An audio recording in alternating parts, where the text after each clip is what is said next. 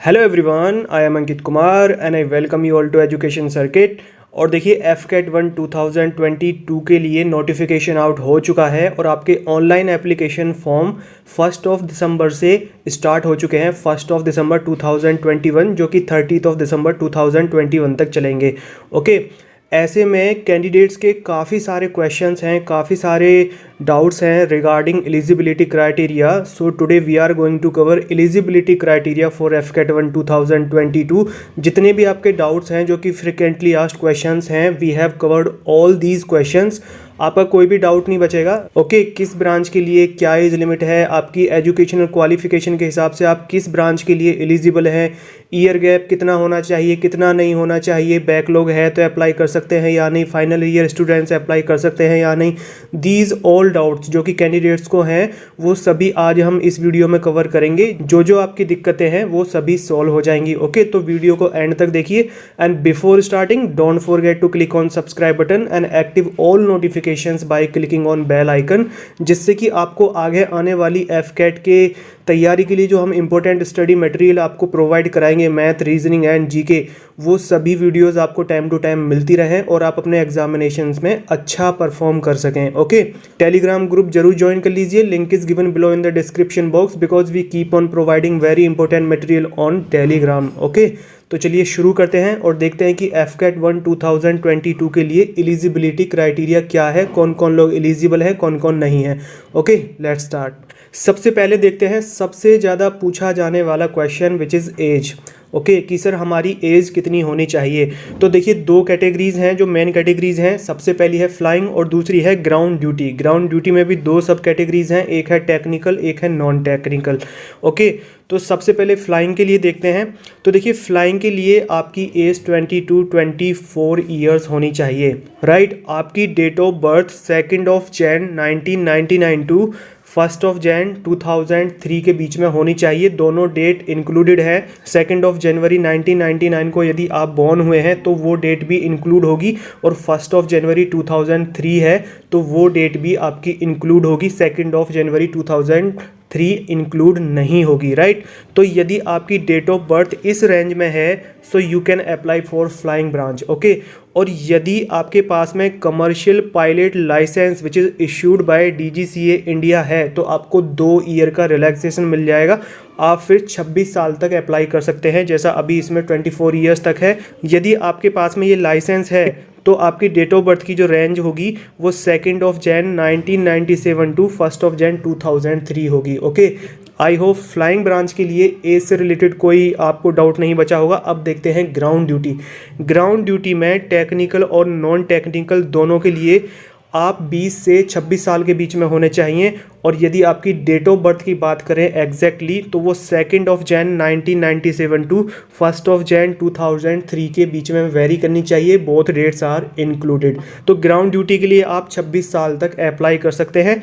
Flying के लिए आप केवल 24 साल तक अप्लाई कर सकते हैं। Okay, so that is age criteria. If you are lying in that range so you can apply for various branches. Right, अब देखते हैं सबसे ज़्यादा इंपॉर्टेंट एलिजिबिलिटी क्राइटेरिया जिसके रिगार्डिंग कैंडिडेट्स के सबसे ज़्यादा क्वेश्चंस होते हैं, सबसे ज़्यादा डाउट्स होते हैं कि सर हमारा ईयर गैप है, हमने इस ब्रांच से अपनी ग्रेजुएशन की है तो हम किस ब्रांच के लिए एयरफोर्स में अप्लाई कर सकते हैं। और एयरफोर्स की जो भी सभी ब्रांचेज हैं टेक्निकल और नॉन टेक्निकल एंड फ्लाइन, इन सभी के लिए आपकी एजुकेशनल क्वालिफिकेशन क्या होनी चाहिए, सभी ब्रांचेस के लिए हम डिटेल में देखेंगे तो आपके सारे डाउट्स क्लियर हो जाएंगे। ओके, तो सबसे पहले देखते हैं फ्लाइंग ब्रांच के लिए। तो देखिए फ्लाइंग के लिए आपके 12th में फिजिक्स और मैथमेटिक्स में मिनिमम 50% मार्क्स होने चाहिए, दोनों में सेपरेटली। ओके, फिजिक्स में भी आपके कम से कम 50 नंबर हों और मैथमेटिक्स में भी आपके कम से कम 50 नंबर हों। यदि आपका ये क्राइटेरिया मीट नहीं हो रहा है तो आप फ्लाइंग ब्रांच के लिए अप्लाई नहीं कर सकते हैं। राइट, इसके अलावा ग्रेजुएशन में आपकी graduation from a recognised university, किसी भी एक रिकॉग्नाइज्ड यूनिवर्सिटी से आपने मिनिमम 3 ईयर डिग्री कोर्स किया हो और उसमें आपके कम से कम 60% मार्क्स या उसके इक्विवेलेंट मार्क्स हों, या आपने BE BTech किया है तो वो 4 साल का कोर्स होना चाहिए, 4.5 या 5 साल का नहीं होना चाहिए। क्योंकि कुछ लोगों की बैक लगी होती हैं तो उनको क्लियर करने में 1 सेमेस्टर फालतू लेना पड़ता है या 1 साल भी लग जाती है तो वो 5 साल की डिग्री हो जाती है। So if you are carrying 5-year degree of BE or BTech, so you are not eligible for flying, not only for flying but for all the branches for Air Force. Okay देखो ये 12th का जो criteria है physics और math वाला, ये केवल 2 branches के लिए है, एक फ्लाइंग के लिए और एक ग्राउंड ड्यूटी में टेक्निकल के लिए। बाकी जो ग्राउंड ड्यूटी में नॉन टेक्निकल ब्रांचेस हैं उसमें 12वीं का कोई क्राइटेरिया नहीं है।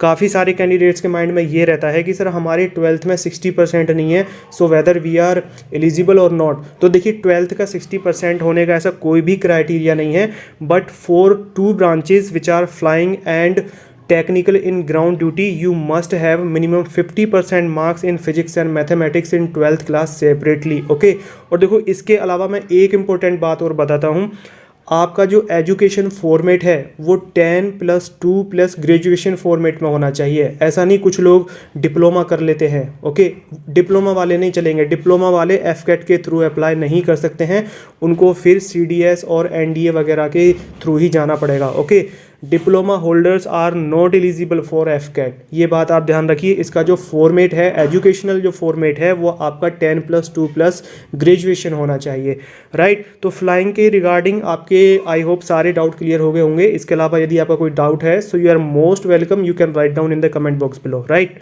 अब देखते हैं ग्राउंड ड्यूटी के लिए। ओके और ग्राउंड ड्यूटी में भी 2 सब कैटेगरीज हैं, एक टेक्निकल है और एक नॉन टेक्निकल है। तो टेक्निकल के लिए देखते हैं सबसे पहले।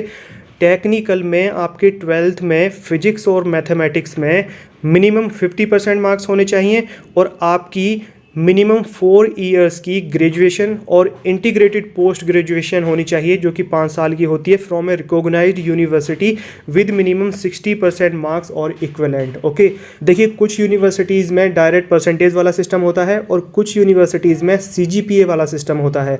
तो जिनका परसेंटेज वाला सिस्टम है उनको तो कोई दिक्कत नहीं है, लेकिन जिनका CGPA वाला सिस्टम है उनका CGPA यदि उसको हम परसेंटेज में कन्वर्ट करें तो वो 60% मिनिमम होना चाहिए। ओके कन्वर्ट होने के बाद में, यानी कि उसके इक्विवेलेंट होना चाहिए।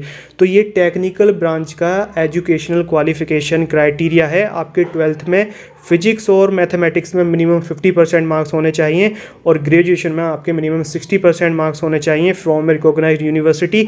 आपका 4 ईयर का डिग्री कोर्स होना चाहिए जैसे कि BE और BTech, या इंटीग्रेटेड पोस्ट ग्रेजुएशन कोर्स होना चाहिए जैसे कि BTech और MTech दोनों इंक्लूड होती हैं, दोनों एक साथ कंबाइंड होती हैं। तो वो इंटीग्रेटेड कोर्स होता है तो वो 6 साल की बजाय 5 साल में हो जाता है। यदि हम BTech और MTech अलग अलग करें तो MTech के लिए 2 साल की ज़रूरत होती है, लेकिन इंटीग्रेटेड होता है तो 5 साल में हो जाता है। ओके तो ये बात आपको ध्यान रखनी है, राइट। ये टेक्निकल के लिए क्राइटेरिया है। अब नॉन टेक्निकल के लिए देखते हैं। देखिए नॉन टेक्निकल में भी वेरियस ब्रांचेज हैं जैसे कि एडमिनिस्ट्रेशन एंड लॉजिस्टिक्स। तो एडमिनिस्ट्रेशन और लॉजिस्टिक्स के लिए आपने 10th और 12th पास किया हो, इसमें ऐसा कोई भी क्राइटेरिया नहीं है कि आपके फिजिक्स और मैथमेटिक्स में 50% मार्क्स हों या ओवरऑल 60% मार्क्स हों, लेकिन आपकी ग्रेजुएशन में मिनिमम 60% मार्क्स होने चाहिए और ग्रेजुएशन में आपका मिनिमम 3 ईयर डिग्री कोर्स होना चाहिए from a recognised university in any stream. Okay यदि आपने BA की है, BCom की है, BCA की है, BBA की है, BSc की है, BTech की है, PE की है, इस ब्रांच के लिए ऑलमोस्ट सभी लोग एप्लीकेबल हैं। तो एडमिनिस्ट्रेशन और लॉजिस्टिक्स के लिए आपकी ये क्वालिफिकेशन होनी चाहिए और इसी वजह से इस ब्रांच की कट ऑफ थोड़ी ज़्यादा जाती है जब फाइनल मेरिट लगती है, बिकॉज इसमें ऑलमोस्ट सभी कैंडिडेट्स एलिजिबल होते हैं। ओके नॉन टेक्निकल में एडमिनिस्ट्रेशन एंड लॉजिस्टिक्स के अलावा जो ब्रांच है वो है अकाउंट्स। अब देखिए अकाउंट्स के लिए आप सभी पॉइंट्स को अच्छे से समझना, राइट। सबसे पहले तो आपका 10th और 12th पास होना चाहिए, उसके बाद में आपकी ग्रेजुएशन होनी चाहिए from a recognised university with minimum 60% marks और equivalent in the following streams, जो कि नीचे लिखी हुई हैं। मैं अभी आपको बताऊंगा ये कौन कौन सी स्ट्रीम्स हैं। आपका 10th और 12th पास होना चाहिए, इसमें कोई ऐसा क्राइटेरिया नहीं है कि फिजिक्स और केमिस्ट्री वाला, ऐसा कोई भी इसमें 50% वाला क्राइटेरिया नहीं है, और 12th में 60% होने चाहिए ऐसा भी कोई क्राइटेरिया नहीं है। लेकिन ग्रेजुएशन में आपके 60% होने चाहिए। और ग्रेजुएशन किन किन स्ट्रीम में होनी चाहिए? आपने या तो BCom की हो जो कि मिनिमम 3 ईयर डिग्री कोर्स हो, ओके BCom आपकी 3 इयर्स की होनी चाहिए, राइट। या आपने बैचलर इन बिजनेस एडमिनिस्ट्रेशन किया हो विद स्पेशलाइजेशन इन फाइनेंस, ठीक है, इस बात को ध्यान में रखना। बैचलर डिग्री आपने बिजनेस एडमिनिस्ट्रेशन में की हो लेकिन स्पेशलाइजेशन आपकी फाइनेंस में हो उसके साथ में, राइट। या आपने बैचलर ऑफ मैनेजमेंट स्टडीज़ की हो विद स्पेशलाइजेशन इन फाइनेंस, या आपने बैचलर ऑफ बिजनेस स्टडीज़ किया हो with specialisation in finance, okay. या आपने CA, CMA, CS या CFA में क्वालिफिकेशन की हो, आप ये क्वालिफाइड हो, ओके। या आपने BSc की हो with specialisation in finance, okay. ये देखो चारों पॉइंट्स में हमने जो भी स्ट्रीम्स कवर की हैं इनमें से कोई एक हो और 10th और 12th आप पास्ड हो, और ये जो ग्रेजुएशन की जो स्ट्रीम्स हैं इसमें आपके मिनिमम 60% या उसके इक्विवेलेंट मार्क्स हो from a recognised university, okay. अब देखते हैं ग्रेड्स और CGPA कि सर यदि हमारे ग्रेड्स और CGPA सिस्टम है कॉलेज में तो हम उसको परसेंटेज में कैसे कन्वर्ट करें, राइट। देखिए यदि आपकी यूनिवर्सिटी में या कॉलेज में ग्रेड और CGPA सिस्टम है तो इसका परसेंटेज में जो कन्वर्जन होगा वो आपकी यूनिवर्सिटी या कॉलेज जो अपना उनका एक फॉर्मूला होता है, जो एक फॉर्मेट, जो एक प्रोसीजर वो फॉलो करते हैं उसके अनुसार आपके ग्रेड्स एंड CGPA परसेंटेज में कन्वर्ट करे जाएंगे। और यदि आपकी यूनिवर्सिटी ऑब्लिक कॉलेज ये कोई भी सिस्टम या कोई भी प्रोसीजर फॉलो नहीं करती है तो उस CGPA को फिर 10 पॉइंट्स स्केल में कन्वर्ट करके मल्टीप्लाई बाय 10 करके उसका इक्विवेलेंट परसेंटेज निकाला जाएगा। यानी कि आपके जो ग्रेड्स और CGPA हैं वो परसेंटेज में ही इक्विवेलेंट देखे जाएंगे, okay. I hope grades and CGPA से रिलेटेड भी आपके डाउट क्लियर हो गए होंगे। इसके अलावा भी यहाँ तक हमने जो भी बातें कवर की हैं इसके अलावा यदि आपका कोई भी डाउट है तो आप कमेंट बॉक्स में लिख देना, मैं आपके सारे कमेंट्स पढ़ता हूँ and I reply all the comments, okay. And you can ask me on Telegram also directly. अब देखिए फाइनल ईयर कैंडिडेट्स इस एग्जामिनेशन के लिए अप्लाई कर सकते हैं या नहीं, ये क्वेश्चन भी काफ़ी पूछा जाता है, ओके। देखिए फाइनल ईयर कैंडिडेट्स बिल्कुल अप्लाई कर सकते हैं लेकिन at the time of SSB जब आप रिटर्न क्लियर करके SSB में जाएंगे तब आपकी उस टाइम पे कोई भी बैकलॉग नहीं होनी चाहिए। और आफ्टर सिलेक्शन आपने रिटर्न भी क्लियर कर लिया, SSB भी क्लियर कर लिया, मेरिट भी लग गई, जब उसके बाद में आप एयरफोर्स एकेडमी ज्वाइन करने जाएंगे ट्रेनिंग के लिए उस टाइम पर आपकी डिग्री कंप्लीट होनी चाहिए उससे पहले, ओके। वहाँ पर ये इशू नहीं चलेगा कि सर हमारा भी रिजल्ट नहीं आया, डिग्री नहीं मिली है। You must have your all documents, okay. सब कुछ आपका कंप्लीट होना चाहिए लेकिन ये प्रोसीजर लगभग 1 साल ले लेता है। जब तक वो नंबर आएगा तब तक आपकी डिग्री पूरी हो जाएगी, ओके।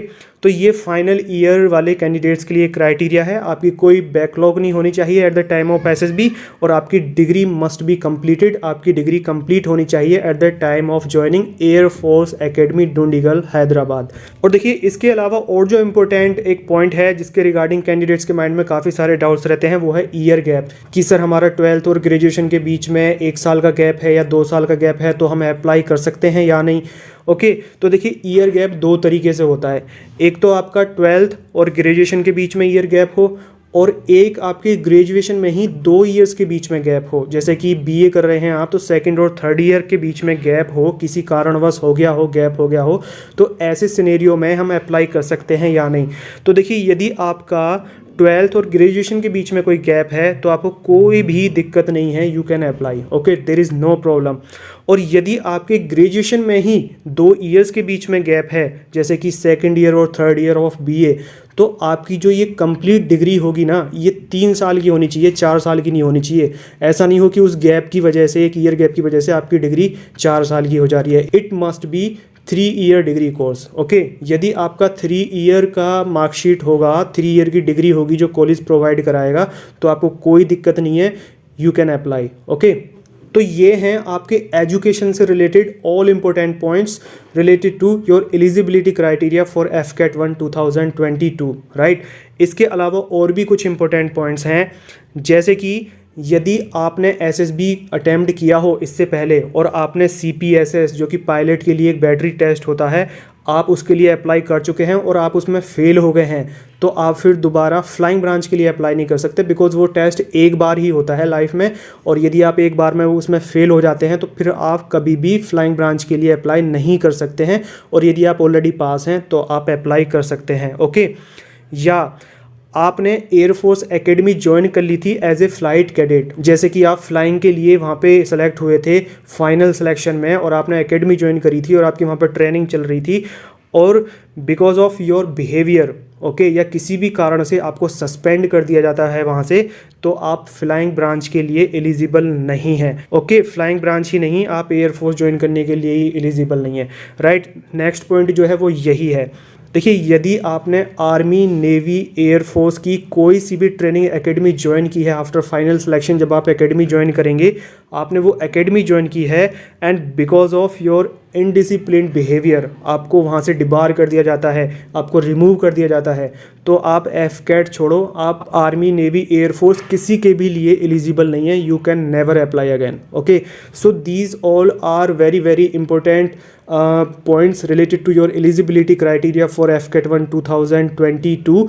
इसके अलावा यदि आपका कोई भी डाउट है तो आप टेलीग्राम पर पूछ लें या नीचे कमेंट बॉक्स में पूछ लें। Okay, I will definitely reply you. वैसे तो जिन पॉइंट्स पर बच्चों को दिक्कत होती है वो सभी हमने कवर कर लिए हैं, लेकिन फिर भी किसी की कोई अलग दिक्कत होती है, तो यदि आपकी कोई दिक्कत है तो आप मुझसे पूछ सकते हैं। Right down in the comment box below. और देखिए, आगे आने वाली वीडियोस में मैं आपको ये बताऊंगा कि आपको एफकेट की तैयारी कैसे करनी है।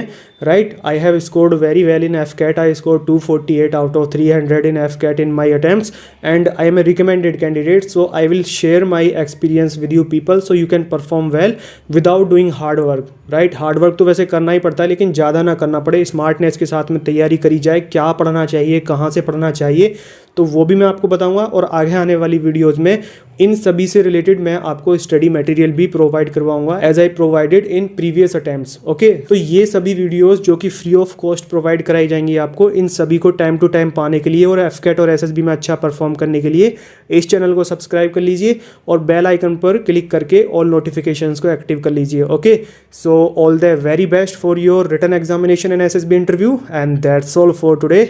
Bye for now.